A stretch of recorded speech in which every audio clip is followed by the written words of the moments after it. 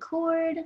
Cool deal. We're recording. Welcome to the Serve Brew, everyone. My name is Tori Townley. You probably know me if you've been listening to Serve Brew. I've got tea today. Again, it's too late in the afternoon to do coffee, so I'm doing my green tea. And I have a very special guest. Her name is Sherise Holden. She is a superstar, seriously. And as most of our guests are, I found her on Instagram. She has a very niche ministry that she's doing, which is why I thought it would be so valuable to have her share with us today. She's got a beautiful story. You guys may have recognized her from a past Serve quick guide that we had her do. She contributed a great guide, and I'm not going to reveal what it was yet. If you don't remember, you'll find out. But yeah, just an incredible person, a hero. She is doing fabulous work for the kingdom in a really unique way. So welcome to the Serve Brew, Sherise. So glad that you're with us today. Yay, I am excited, and thank you for that awesome intro. You are awesome. Thank you for taking time to hang out with us. I know that you are busy ripping and running, so we just want to jump right in. I mentioned earlier, but I love podcasts where I haven't met the interviewee before, because it's like I am on the edge of my seat just as much as any listener. So I'm so stoked to hear all the ins and outs. So if you would, introduce yourself to us. Like, tell us a little bit about you personally and just like what your dreams are, what makes your heart beat. Who is Sherise? Okay, well, my name is Sherise Holden, and I am the founder and president of Sherises. We are a nonprofit organization located in Maryland, and our mission and vision is to reach, inspire, strengthen, and empower teen mothers in the Washington, D.C. metro region. And we do that by providing academic support and coaching, ensuring that they graduate from high school and seek higher education. We also provide them life skills, including career development training, co-parenting education, as well as there's a strong component for mental health coaching and mentorship. Wow. That's a mouthful. Huge scope, and you like pounded it out. Like, let's take notes on how to convey the vision of our outreach ministry. That's insane. So how did all of this come about? How did this dream start? And then of course we want to learn more about the ins and outs of what you're doing, but how did you get here? Okay, well, let's go back to the beginning, because that's the best place to start, right? So about 19 years ago, here we are, it was 2001. I found myself as a senior in high school, and I was pregnant. And I went through the motions of, do I keep this baby? Do I not keep this baby? I then decided that the best option for me was to put the baby up for adoption. The host family was in the delivery room with me. The wife held my hand, and I gave birth to my daughter, and I could not do it. I just could not do it. My mom said, I really think you should keep the baby. I think this is what you should do. I'll give you support. We'll figure it out. We'll figure it out. And so that was in February of 2001, and I was 3 months shy from graduating from high school. And so, but I did, which is, in my opinion, my biggest accomplishment, is making sure that I walked across that stage with all of my friends on time, with my daughter in the audience. And so dad was not around, did not care to be around. So it was just me, mom, and baby. Well, graduation came and went, and I knew that I needed to get a job. And with a high school diploma, there's not much out there. But I got a little job, and I was making $5.25 an hour, because that was the best that I could do. My mom had then started to fall on hard times. And so she could no longer, the support that she was providing, she could no longer provide that support to me and my daughter. Her name is Autumn. She could no longer provide that support to Autumn and I. And so I found myself with a minimum wage job. I think that was even below minimum wage. Homeless. We did not have a place to stay. We were literally bouncing around from sofa to sofa, which was hard enough just by myself, but then adding an infant on top of that, It did not make the situation easier. And so that entire summer was really, really hard. But I was just giving it my best, which I thought was my best, and saying, okay, we're going to do this, we're going to do this. But by the end of that summer, I realized like I can't do this. Like I don't have the support that I need. Autumn deserves so much better than what I can give to her right now. So September came and I had made an appointment to meet with a local pastor. I had been attending that church on and off for about 2 or 3 years, so they knew me very well. And I made an appointment to meet with the pastor about coming up with some alternative plans because I'd given the mom thing a try for 7 months and I was not good at it. I could barely take care of myself, let alone my daughter. There were times where I couldn't even afford to eat, but had to make sure that she had what she needed. And so we walked away from that meeting in September, um, with a game plan or strategy that the best thing for Autumn was to give her up for adoption. And we were actually going to do it, because I couldn't give her what she needed. Well, I got back to my friend's house. That's where I was staying, who actually turns out to be a board member, Joanna. And I got back to her house, and there was a message on the answering machine. I don't know if you guys remember answering machines, but it was a little contraption where, it would pick up and there was a message and you would leave the message. And so there was a message left for me from my boss saying, hey, Sherise, don't come into work today.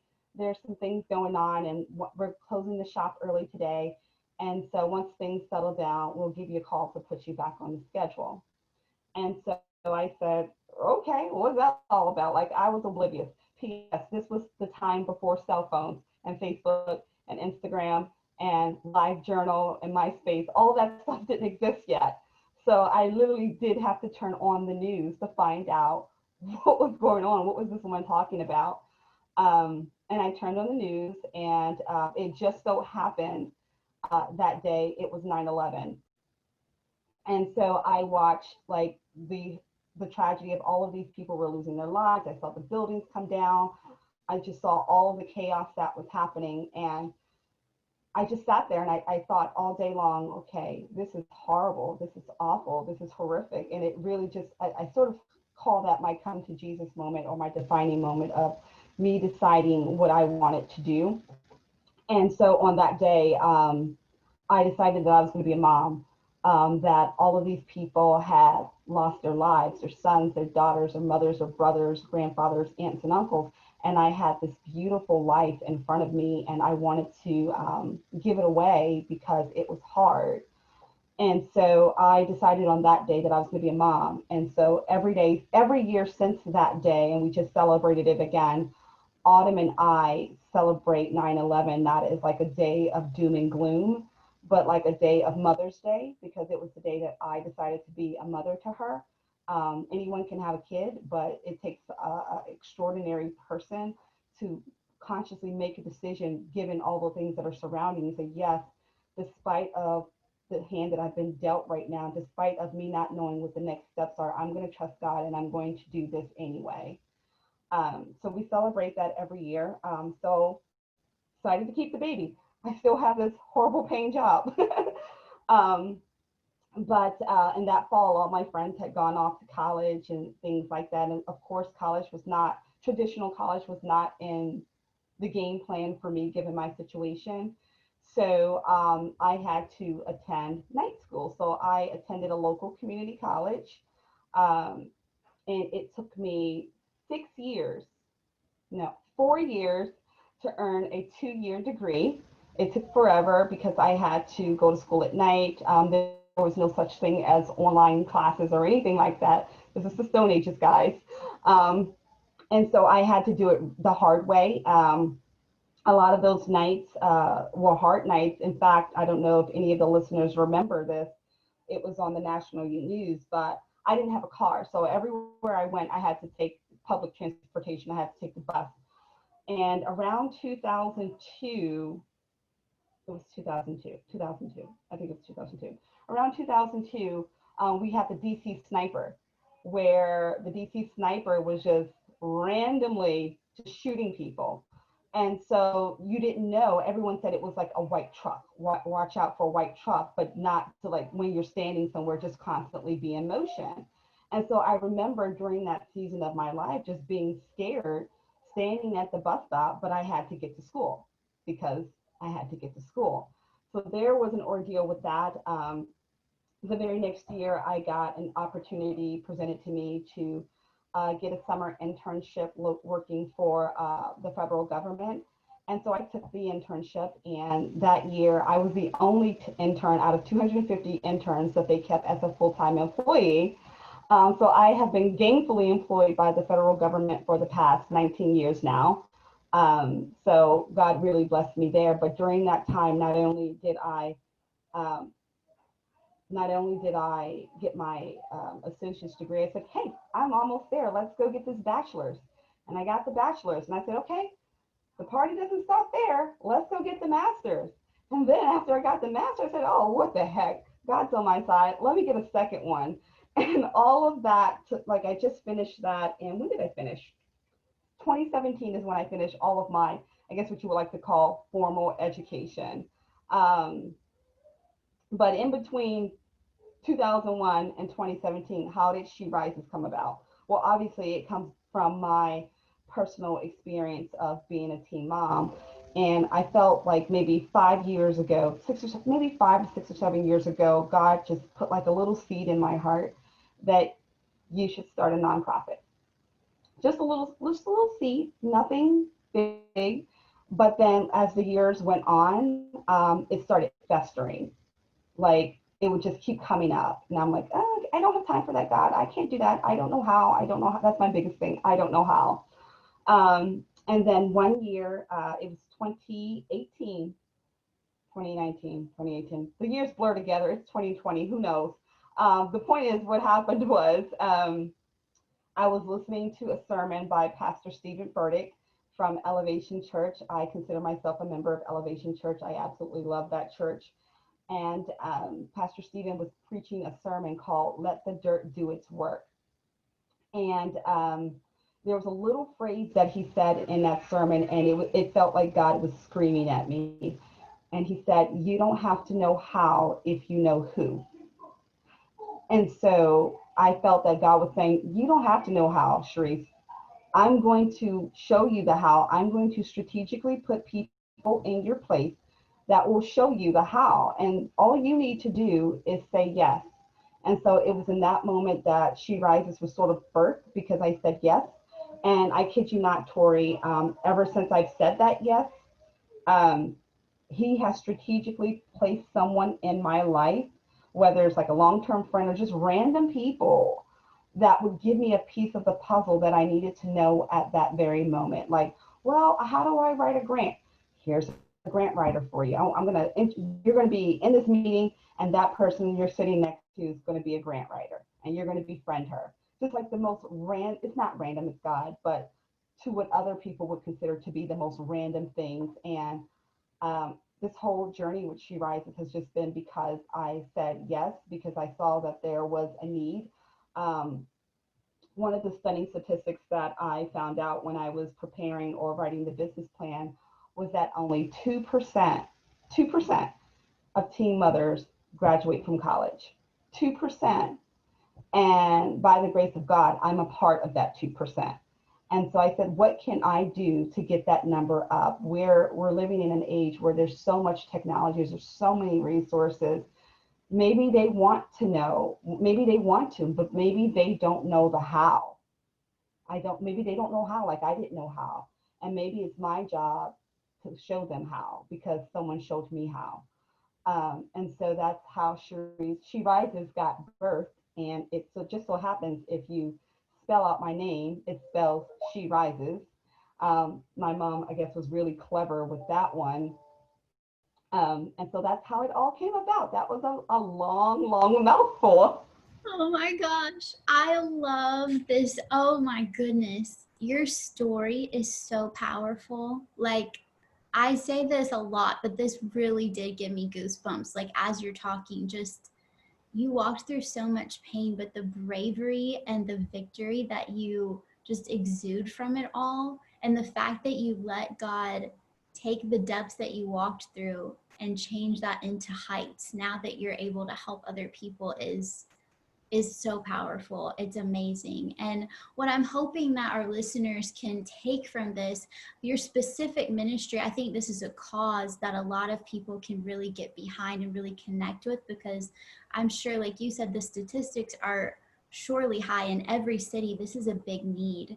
But I also want people to see, if they're an individual or they're an outreach leader at their church or even pastors, to see what it means for someone to personally engage with their own testimony and be able to take that and turn it into passion to help others. And you're such a great example of what that looks like. How do I take the story and the testimony and practically use what God's taught me to help other people? And I think it's such a beautiful journey.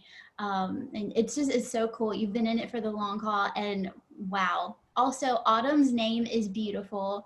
And and I think it's so cool that your name is Sherise. Like, I love it. That's the best thing ever. I'm all about names, so that's one of my things. Yeah, that random. I actually didn't discover the She Rises until maybe 3 years ago. I was at a conference. It's a funny story. I was at a conference, and Holly Wagner from Oasis Church. You know Holly Wagner? Okay, you know Holly Wagner, so you know where I'm going with this. Holly Wagner was the guest preacher at the Rising Conference in DC. And I was sitting in the back of the room, minding my own business, listening to, the word. And, they had the Bible verse on the screen. And it was Proverbs 31 something. Proverbs 31 something. And there was a typo on the screen. I said, who needs to be fired? Because it stood out to me, because it didn't say she rises, it said Sherise, which is my name. That's why it stood out to me. Um, and that was the epiphany behind that. And so after it was over, I had to go up to Holly and say, that's my name. And she looked at me like I was crazy. I was like, no, my name is She Rises. And I showed her my driver's license, and she was so floored. And she told me that she holds a conference every year called the She Rises Conference. And so I made it my mission last year to go to the She Rises Conference. I called it my Sherise Retreat. It's in Beverly Hills. And I said, I need to be at the Sherise Conference. And I went, and it was incredible. So incredible. So incredible. So that's the story how I figured out my name. But yeah, you didn't ask, but I thought I'd tell you. It's such a God thing. Like, he's like so intricate and so funny sometimes, but he's so in your face and so clear. I love that. We love the Wagners. They are awesome. Yeah. That's so funny. That conference is yours. Like, it was all It's my conference. I was a little sad in that obviously I couldn't go this year. I attended online, but there's nothing. Oh, I can't even tell you about I got to tell you the story, because when I tell you that God places people strategically by me, he does. So when I got to LA, I went by myself because none of my girlfriends wanted to come. They were just not down with that. And I got there a day early, and I had received an email the week before from Christine Kane's ministry saying, hey, we're going to be in town filming for, can't think of the name of that station. They're going to be filming, right? And so if you want to come down, you can come down. So I went. And when I got there, I sat next to a young lady whose name turned out to be Monica. And that particular day, I was wearing a rainbow shirt because I like all things rainbow. And so I sat next to Monica. And then after, in between filming, Monica and I got to talking. She goes, I sat next to you, or I was drawn to you because you're wearing your rainbow shirt. And me and my husband have been trying for years to have a baby, and we finally have our rainbow baby. And so we got to talking, and she asked me why I was there, and she asked me specifically, what's the dream that God put in your heart? And so I told her all about She Rises, and I kid you not, this random stranger, who's no longer a stranger to me anymore, was the first person to sow into my ministry. Very first person, just random. I sat next to this woman, and she was the very first person to sow into our ministry. when I got to the Sherises conference, there was like a leadership luncheon, and I was feeling sorry for myself once again because I didn't have any friends and everyone was there with friends. I got on the little bus and there was a lady there. Guess what her ministry was? Nonprofit. Oh my God, like I can't make this stuff up. Like I can't. Like he's so amazing when he's like, I'm gonna show you. You don't know how, you're gonna get tired of finding out the how. And it's like all these little things he's like constantly so involved. Like sometimes even before I know what I need, he presents something to me. Like a couple weeks ago, I'll be honest with you, I was like, I really want to quit, God. You need to pick somebody else. There's so much to ministry that people don't see the behind the scenes of that. They just see the prettiness of whatever that you're doing. Oh, you're helping all these people. They don't see the late nights. They don't see you just pulling out your hair because you don't see the way. Like you don't know the next step. They don't see that. And I said, God, I don't know if I can do this anymore. And I kid you not, I had a conversation with someone else. It's like, oh, sometimes you need to just step on the outside, and maybe it's not always for you to do the work. God's going to put resources in your life to do the work for you. You don't have to do it alone. Ministry was not meant to be carried alone. And so I had to accept the fact that, newsflash, I'm not Superwoman. Can you believe that? And that there's people there. I just have to be willing and open to allow those people to support me and not be a control freak and let it go and just let some things go. Wow. You have got some big wisdom. I'm really like leaning in on this one. It's even sitting with me personally, some of the things you're saying. Like I have dreams in my heart and I do question, like, how could I ever do that? I don't know how. I can't carry all this. I have too much on my plate. But what an adventure it is when you humble yourself and say yes. Like the rainbow story, that is so much fun. Like what a fulfilling life to be able to chase dreams with God like that, just to step in faith and watch him make the dreams come true. So you just said something, and I've never openly said this to anybody ever. So I have a little journal that's back there on my bookcase, and it's like my book of crazy ideas. And lately, over the summer, it rained a lot here in the DC area. Like it just kept raining. Like, why is it raining all the time? And every time it would rain, a rainbow would come out. Obviously, no rain, no rainbow. But I said, how awesome would it be if I wrote a book and called it Chasing Rainbows? Because you're chasing your dream, you're chasing after God's promises. How awesome would that be? You got to Just do a rain it. of thought. It's prophetic. We said it. It's in. You It's said happening it. right now, you guys. You're witnesses. I love that. I will read it. I'll be the first to read it. I want a signed copy. Put me down. That is so awesome, Sherise. I love it so much. Okay, so you have really so far just inspired me, and I know our listeners, so much of just what it takes to just step out in faith and obedience and watch God open up all these doors. Um, I would love to jump into what does She Rises Inc. look like now? I know you gave us like a big picture vision, but if you were to like jump in the weeds, maybe walk us through like, I'm a single mom. I just found out I'm pregnant. I'm struggling. Don't know where to go. How do you encounter these moms? How do you walk them through the process of the resources, the ministry that you're doing? I know on Instagram, I've seen you guys doing tons of like giveaways, tons of amazing, just different outreaches. I also saw that you guys just got a grant. That's We awesome. did. Congratulations. We didn't apply for, by the way. Someone nominated us. Wow.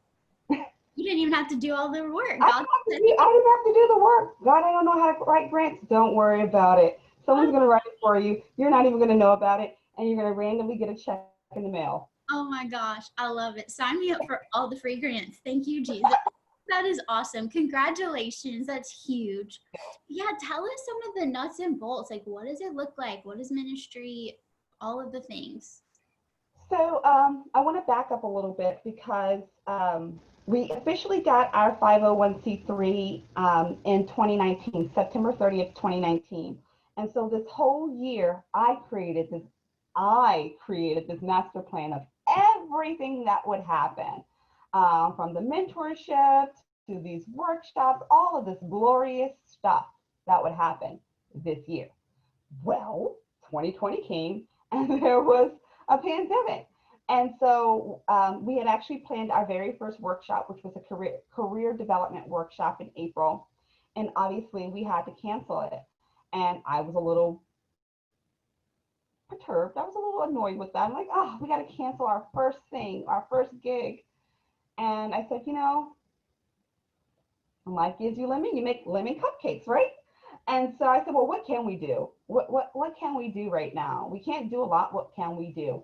And so the thought came to me of doing a diaper drive for providing diapers and baby items to families in need. And what that looked like initially was me and a couple of the board members driving all around the state of Maryland and Virginia, delivering diapers to people's doorstep. They would send us an email saying what they needed, their address and the size, and we would drive it and do like a contactless delivery. As you can see, I'm like driving all across the state. I'm like, this is tiring. There has to be a better way. And there was a better way. Elevation Church, like I said, I'm a member. Elevation Church Outreach reached out and said, hey, we would love to partner with you. And what that looked like was, my little small vision of, okay, we can do it here in Maryland. No, they wanted it to be sort of nationwide. So during the month of May, we had five or six different diaper drives running on the same day at the same time, all across the country, for the diaper drive. It was amazing. And things just got better and better after that. And it was funny because I was just so like, it's just diapers, and it's just diapers. And I remembered a conversation that I had with people that sometimes some of the reasons why people can't connect with God or connect with the church is because their basic needs aren't being met. Like if I'm hungry, I'm not worried about all this extra stuff. I'm worried about what's in front of me right now. How can you meet my need where I'm at right now? And so the need was, there's no diapers on the shelves because everyone's hoarding them. You can't buy wipes because there's no toilet paper. And so everyone's hoarding the diaper wipes now. And so there was nothing there for them to be able to take care of their babies. And so we decided to continue with that. And when I looked at the numbers, I want to say it was in August, because we had been tracking. I said, well, how many families have we served? You wouldn't believe what the number was. And I'll tell you. So in April, my initial goal for the workshop, for the career workshop was, okay, I'll be happy with just 50 girls. I'll be happy with 50 girls. Fine with that. Totally good. When I sat down to do the numbers in August, it was not 50. It was not 100. It was not 200. It was over 600 families that we had served since April. God took my little piddly 50 and like multiplied it a billionfold, in my opinion, multiplied it a billionfold. And it's like, you think it's just one part? It's so much more than that. Like, give it to him completely and watch it multiply. Just it really will. So right now, what it looks like for us is we're still doing diaper drives because that's what we can do here in the DC area, especially where I live. We have not resumed business as usual. We are still very much on, not lockdown per se, but a lot of things are still closed for us here. And so that continues. But preparing for the next season that COVID one day will go away, I've been working with Maryland mentors to develop our mentorship program. And what that looks like is all the other stuff that I've outlined with, okay, let's make sure that they graduate from high school because education is very, very important to me. How do we do that? Well, Zoom, that's how we're going to do it. Zoom now has breakout rooms. It's going to be a 1-to-1 ratio of, okay, let's make sure that you're studying and that you're doing the things that you need to do. But also in the event that a girl has, she might have been 19 and she's already graduated from high school and she's trying to figure out her career steps. Okay, let's put you in our career development program. Let's teach you about financial literacy of managing your money. Let's also teach you about co-parenting, because whether you like it or not, whether you're together or not, or whether you get along or not, you're stuck with the kid's father for the rest of your life. So let's figure out how we can make this work for the sake of the child. Let's figure that out. And so I've been working and developing plans for that. The goal is to be able to launch that, a pilot in March of 2021. That is my plan, but who knows? Who knows? Wow, that is so cool. I had a question. How do you well, right now, obviously the diaper drives, which you guys who are listening, we mentioned the Serve Quick guide that Sherise did for us. She broke down everything that you need to know on how to do a diaper drive in your community. So that's so awesome. And I'll link to it in the show notes and all that stuff. But are you planning to go about identifying the specific girls that you guys are going to work with? So it sounds like pretty much you're just discipling them, really. So you could have thousands. Obviously 600 is what we've got so far. Like, how do you select those girls? How do you come in contact with them? So one of the ways is, like, obviously with the diaper drives, we were serving any and every family. We didn't just limit it to teen moms. And so they get a brochure, but we're also working closely with a local school district, who have identified teen moms in their school district and sort of serve as a referral service to us, for us to be able to provide the support that they need. Are also one of the things that I envision is being able to work with the local county government on working with them to be able to meet that need with them as well. So there's all of these intricate components, but the first step is, this is where I want you now, and this is what you're going to focus on, which is very frustrating for me because I'm a big vision type of gal. Like, I want to do all the things, gotta do it all now. Let's save the world. But so that's the plan for now, is working closely with the local school district, because I know that when I was pregnant, the first place that I should have gone to was the guidance counselor. And so let's work with the guidance counselor to find out. There's resources out there. There's so much out there. And I think that's the problem. We have all this information in the world, but people just don't know how. They don't know that there's someone 20 years ago who's already been in your footstep, and now she's on the other side of that, and she's reaching out her hand. She wants to help you rise. She really wants to do that, but they don't know that we exist. So another part of being in the weeds right now for us is getting our story out there, letting people know, hey, we exist and we're here to help. We want to help. So just being on your show allows us to do that, to allow people to know that, hey, we exist. Yes, I love it so much. It's so cool. I love how I don't know. I think it's really cool how you're just so personally connected with everything. And I think what you said earlier about we're so bombarded with information. There's information out there, but the idea of having the ability to personally connect with a mentor or someone who can look at my situation and be like, you don't need that information. This is more so what you need. Like, there is so much power in that personal connection. And I think that it's always going to be tied to you as a person, and that's going to always be part of your leadership team. Like, it's not just information, here's diapers, leave. It's no, we want to have a relationship, and that is, to me, the foundation of any type of outreach. It's people. So I love that. And I also love the pivot that you did. So it's like COVID has been a setback, but at the same time, your ministry is being so saturated right now. Like, the reach expanded, and you're also being able to really dive in and define, what does this ministry look like going forward? So it's almost like you got an extra dream year out of it. I don't know if that's how you see it, but like, from here, I'm like, she got to like really saturate that dream even more. So for people, you guys who are out there with the dream and you feel like COVID really held you back, like, look at maybe the different perspective of how it launched you forward in a way, and how you're getting to see things from a different perspective. Who knows? So that's awesome.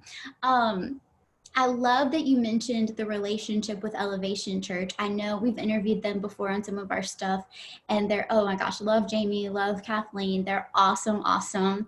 But I know a big thing for them is partnering with nonprofits, partnering with organizations. What would you say to churches who have, like, again, our audience ranges from individuals who have dreams, churches who are looking how to reach their city in the right way, in good ways, effective ways, and then outreach leaders. So what would you say specifically to churches who have dreamers in their congregation and maybe they aren't sure where to come in and say yes, how to empower, how to come alongside without saying, hey, we're taking over the show, we want to come alongside you? I think Elevation does such a great job with that, but I did want to zone in on your perspective as the individual with the dream and the organization working with the church. What advice do you have in that whatever situation? Kind of a weird question, but and I don't know if I have the right answer or a good answer, but for me, it happened organically. It just so happened that I was in an e-group, which is like their version of like a Bible study, and my Bible study teacher or leader, Stephanie Esposito, she happened to work under outreach as well. And so it was because of that connection that she had made with me, knowing me personally on that one-to-one, to know, okay, I really think that this might be a good fit for our church. So I guess my recommendation would be to empower, if you're having small groups, empower your small group leaders to reach out and hear and understand the dreams and goals and visions that the individuals might have, and maybe then take it back to the coordinator, who will then take it back to outreach or whatnot, but to really get to know your members at that granular level of leader participant, because that's how it happened with me. It's just that I just it was God actually, but I was in a Bible study, and my Bible study teacher leader had that connection with me and saw what I was dreaming about, and then took it back to her leadership. So just really asking a question.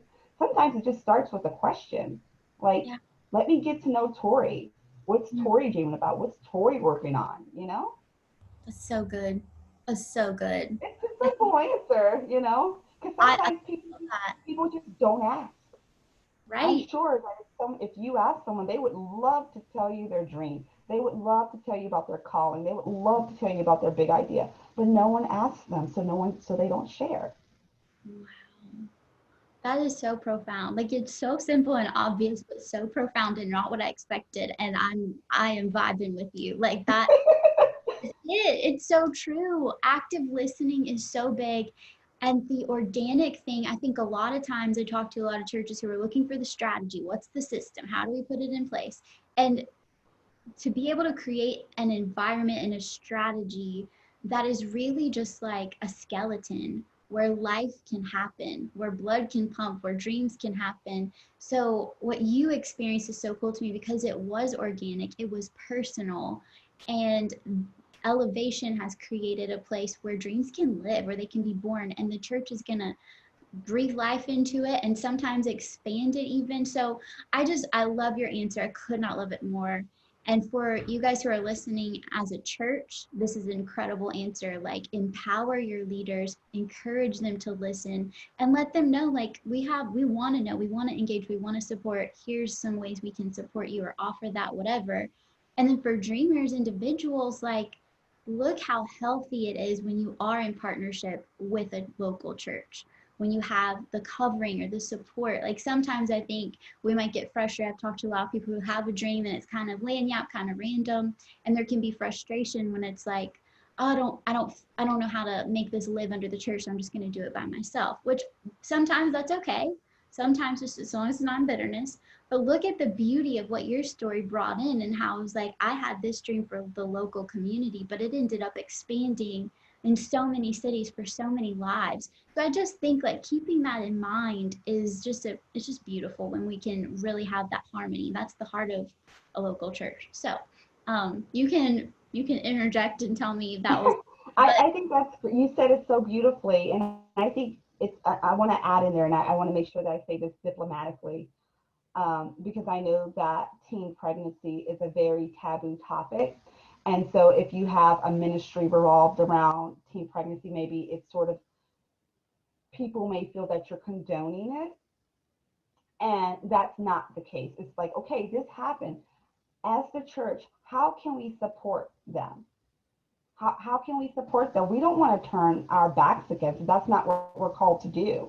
We shouldn't turn our back. We shouldn't turn up our noses or whatever have you. We shouldn't sweep it under the rug. We shouldn't make them feel shame, because that's not who we are in Christ. Let's talk. Let's get it out there in the open, and let's do something about it. And I Love. think from my experience, when I was doing some research of who I could partner with way long before Elevation and all those things like that, I noticed that local churches just, they were a little hands off on that because it's such a taboo topic. But this is life. Okay, let's put on our big girl pants and let's figure out. Let's figure out how we can help these people. Let's figure out how we can help these girls. Let's figure out how to position them so this won't happen again. Because that's another part of our program, especially with the career development and financial literacy. Um, I don't know the exact number, but statistically it shows that if a young girl has a pregnancy, there will be repeat pregnancies. So let's try to break that cycle. Let's try to break that curse. What can we do so that moving forward, you can pivot and not let this be an ongoing life cycle or circle of, I just kept having babies. I kept having babies because, maybe I was stuck with this guy because he took care of me. Let me teach you independence. Let me show you that. Oh my gosh. Can I get any more goosebumps today? Like, I just can't handle it. Seriously, it's so beautiful. And like, that's Jesus's heart. He hung out with prostitutes and drunkards. So, like, why would we as the church not want to engage with people who are going through hard situations? And I cannot imagine, like, I'm a married woman and I have a toddler.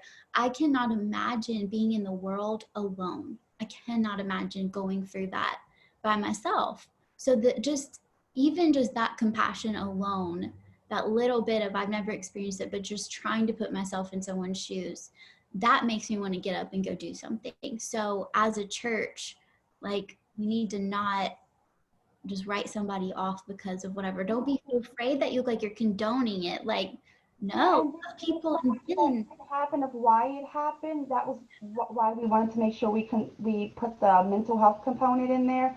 It's very well possible that it was the pregnancy came from abuse or whatever. You don't know their story, but you're quick to turn up your nose against them.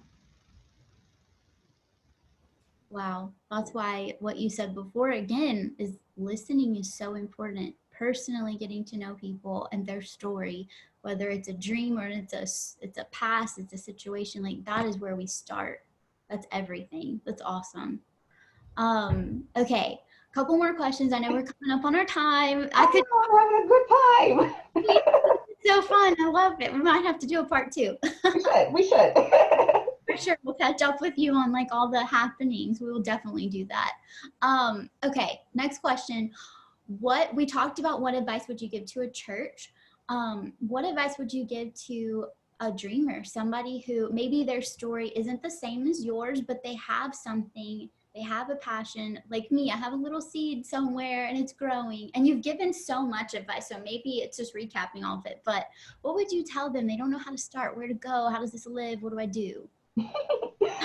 So this is funny because maybe some of the listeners will understand it and maybe they'll think I'm crazy. So I have this little mantra, and the mantra is, if Yan can cook, so can you. Now, what that means, it has nothing to do with cooking. There was a show back on in the 90s before Food Network, and it was a little guy cooking Asian food in a wok. And at the end of each episode, he would say, if Yan can cook, so can you. And that I saw that when I was like 12 years old. And it like pierced my heart. Like, if Tori can do something, I can do it too. If Sherise can do something, I can do it too.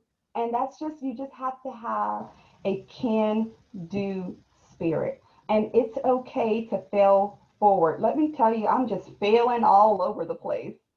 But God's grace covers all of that. And if there's something in your heart that you feel is like tugging on you, do it afraid, do it scared, do it not knowing how, and just trust.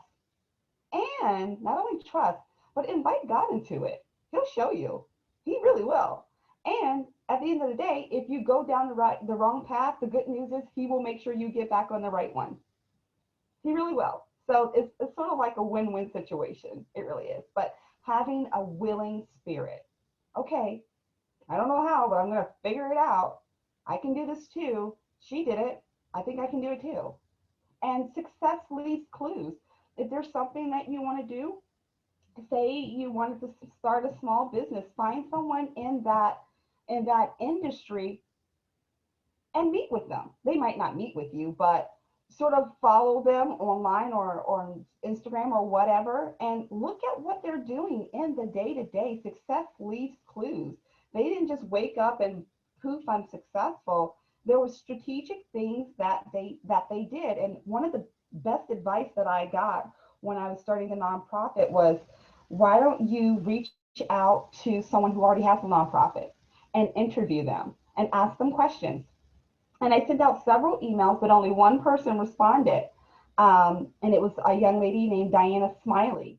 And she has a ministry out in California called Her, Generation Her, and it's for teen moms. So I looked at her model and I asked her all of the questions and all of the things and made sure that, okay, she's done this before. Let me not make those mistakes. Okay, this is what I'm going to glean from her and put into my program. So I highly suggest for people to just seek out who was the person that went before them and follow what they're doing, follow in their footsteps, and ask them for mentorship, ask them for support. You don't have because you didn't ask. Just simply ask. And make that your prayer request. God, can you send me someone? He will. Trust me and believe, he will. He'll send you somebody. Wow. Oh, so good. If Yan can cook, so can you. That might be our podcast title. Well, you should. If you made that my podcast title, I would be floored. Okay, done. Anyone who knows me personally knows that's my life mantra. And they think it's the silliest thing, but I live by it. I really do. Catchy. So they'll catch it. Someone will be like, what the heck is this? I have to listen. Oh, that's awesome. You have got some great sound bites, by the way. I got all kinds of little notes over here. Oh my gosh. Okay, one more question, then I'm gonna get to like the little nuts and bolts or the little last taggy things, whatever you call it. I don't know what I'm saying. I don't know. Going. We're having a ball. Anyway, okay, what is a favorite story that you have been able to experience through your ministry? Maybe it's somebody that you served, or you've shared some really good stories so far. She's got one. Okay. I got one. All right. And this wasn't it goes back to the first question actually that you just asked me. That I had someone in my inbox, was it in June or July? It was recent. And she reached out to me and she goes, I love everything that you're doing. And I want to be able to do that too. Can you show me how to do that too? I want to do that. Can I make a Sherise? This is the most random thing. Can I have a Sherise in Florida? Can you? And so that sort of opened up my eyes to, okay, this is not just going to be DC. This is going to be nationwide. There's going to be like little hubs or chapters all across the country, and who knows, maybe worldwide there's going to be a Sherise's chapter. But having someone see what I'm doing and then saying, having it pull on their hearts that they would want to do that too, to continue the dream, that it didn't just start with me and it's not going to end with me, and long after Sherise is dead and gone, Sherise's will still be here. Dude, your dream is begetting other dreams. Like, because you said yes, how many other dreams are being born? And that is so exciting to me. That's exciting. And not only that, but there is someone on the other side waiting for your yes. Someone's life will be forever changed because you said yes. But if you never say yes, that life will never be changed or impacted or whatever. It's not just about you. It's just about continuing the gospel. How are we going to push it forward?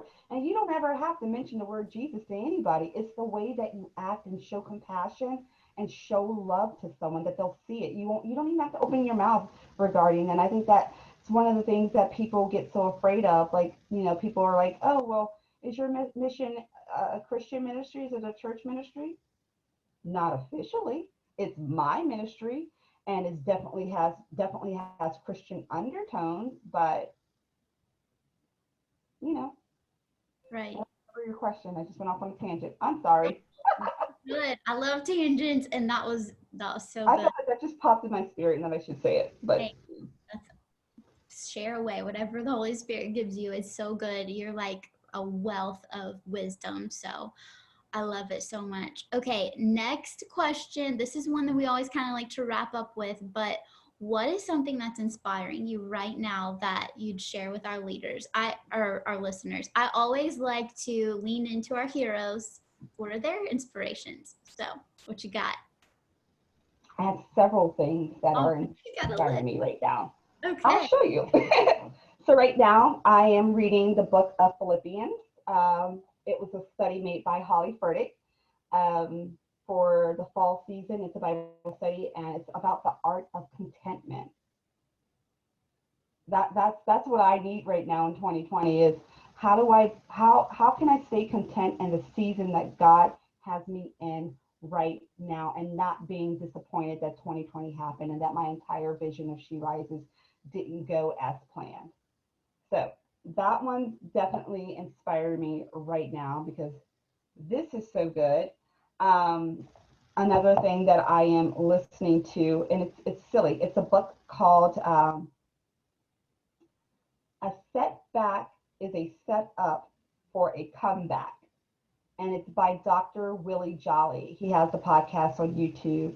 And when that guy speaks, it's like he's breathing fire because we have so many setbacks. Like so many people would write off 2020 as a setback. Like, don't want to do that again. But they need to be able to look at the bigger picture, look over the hill, look over the mountain. Like, okay, God has something better. We all needed to go through this season, but because I feel like it's a setback, that means something bigger and better is coming. I am so ready and so pumped up for my comeback. Like I am ready for it.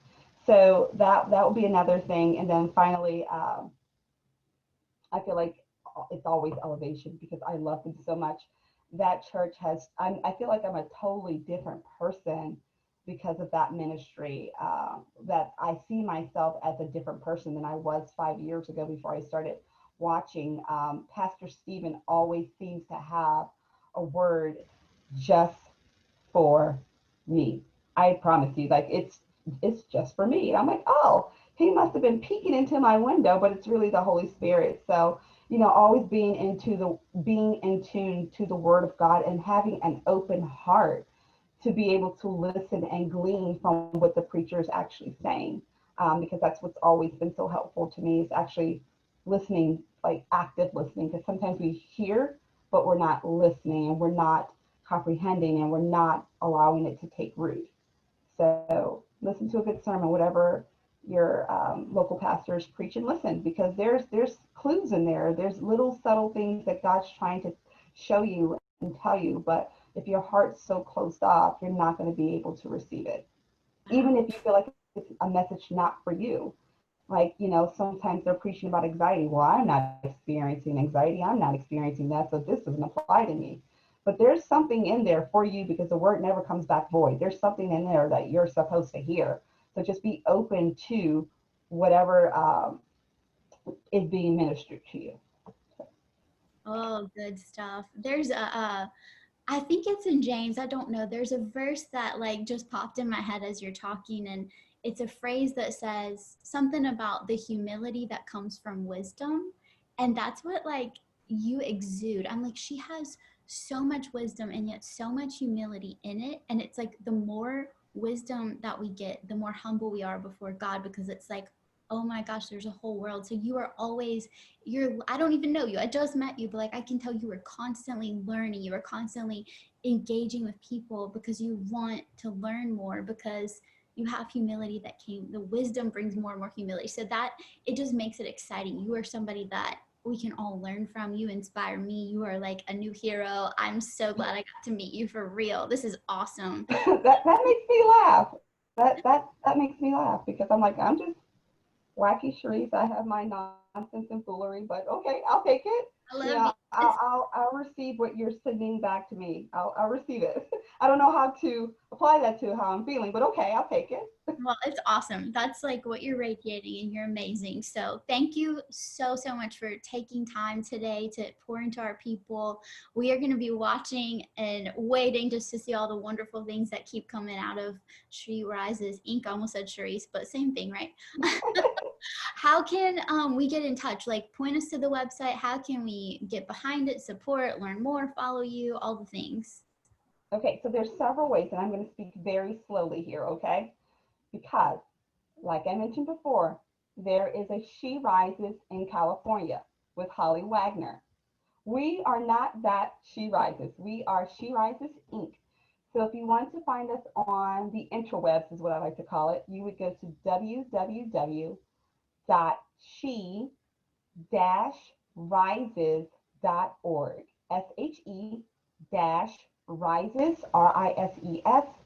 RISES.org.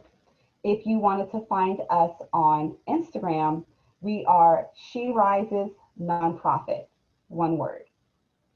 If you wanted to follow us on Facebook, we are She Rises Inc. Make sure that you're on the right page. If there's a butterfly, that's us. Look for the pink butterfly. If it doesn't look like a pink butterfly, that's not us. And you can always email us for more information at info@she-rises.org. Or you can just follow me, Sherise Holden. That's my handle, Sherise Holden. Just if you just want to chat or talk or whatever, I'm here. I'm an open book. So I love there it it. is. You are so awesome. You're just like, personally connect with me. I'm here. I love you so much. I got all of that information written down, so we'll put it in the notes as well and link to it so we make sure we get the right Facebook group, the right all of it. Yeah. Yeah, but thank you so, so much. Anything else that we didn't mention that you feel like you want to close out on? Anything else? No, I just this made me feel good. Like this made me feel like really, really great because like I said, a few weeks ago I was ready to throw in the towel because we often go through those phases. But you had a purpose for this call and I really didn't, but I got something out of it too, like just sort of remembering why, because when you tell your story, you remember why, you connect with your why, and we sometimes forget about that. How did this all start? Why am I doing this again? Oh yeah, yeah, yeah, yeah, yeah. So God can get the glory. I got it. Okay, I'm back on the same page. Let's do this. So I'm pumped and I'm fired up now too because now I sort of reignited that flame that I felt was going out and be like, I'm still burning. I'm still going. It's going to be okay. Yeah, man, that makes me excited. We're just like mirror, ping pong, excitement. I am so stoked. Thank you, thank you. What a great advice too. Like if you are feeling down, I do that all the time. I have to go back, like, what has God done in my life up till now? Where is he confirming this? Like stop and just remember for a minute. And then I'm like, okay, I can move on. I'm good. I'm good to go. Exactly. That's We so cool. forget. We are so fickle. We forget about the things he did yesterday. I know. Like, come on, are you serious? Sometimes I wonder if he's sitting up and having like, really, really, Shireen? Are you really going to go there and you don't think I'm going to take care of you? I took care of you then. I'm taking care of you now, and I will take care of you later. Amen. Past, present, and future. I've got you covered. Amen. He's a good God. That is so cool. Well, thank you so, so much. All of our listeners, thank y'all for tuning in. We will see you next time on the Serve Brew. Sherise, let us know when it's time to have a second interview and we will set it up. We hear all the things. We're going to follow the whole journey. So you're awesome. Cool. Thanks, everybody. Y'all have a great week and we'll see you next time.